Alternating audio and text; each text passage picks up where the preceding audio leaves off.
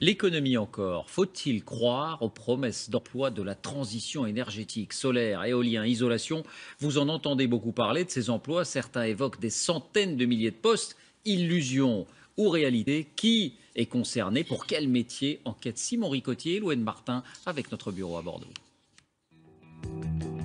De l'énergie éolienne au photovoltaïque, en passant par la rénovation thermique des maisons, les énergies renouvelables génèrent de plus en plus d'emplois, 310 000 aujourd'hui, tous secteurs confondus.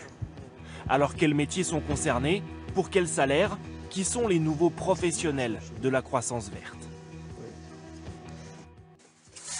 Un secteur en particulier concentre près de la moitié des emplois, la rénovation thermique des maisons. En 2006, 83 000 personnes travaillaient dans cette branche, contre 136 000 en 2015. Ce chantier près de Bordeaux a été confié à une jeune entreprise spécialisée.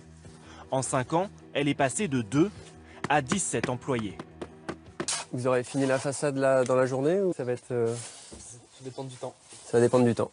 Ces ouvriers ne sont pas de simples plaquistes. Leur spécialité, l'isolation thermique par l'extérieur, ITE. Ils sont donc aujourd'hui ITistes, un nouveau métier. En fait, ITiste, c'est plein de savoir-faire qui existent mais qui sont assemblés en un seul métier. Ce qui fait l'intérêt du job, en fait, c'est justement d'avoir un chantier qui va durer 3-4 semaines et où il va y avoir différentes phases, donc on ne s'ennuie pas. Collage, découpe, finition, les ITistes sont polyvalents et payés environ 1 400 € net par mois. Et la transition énergétique a fait évoluer d'autres professions. Clément Girard est menuisier, mais avec cet emploi, il a élargi ses compétences. Par exemple, aujourd'hui, c'est lui qui se charge d'isoler les combles.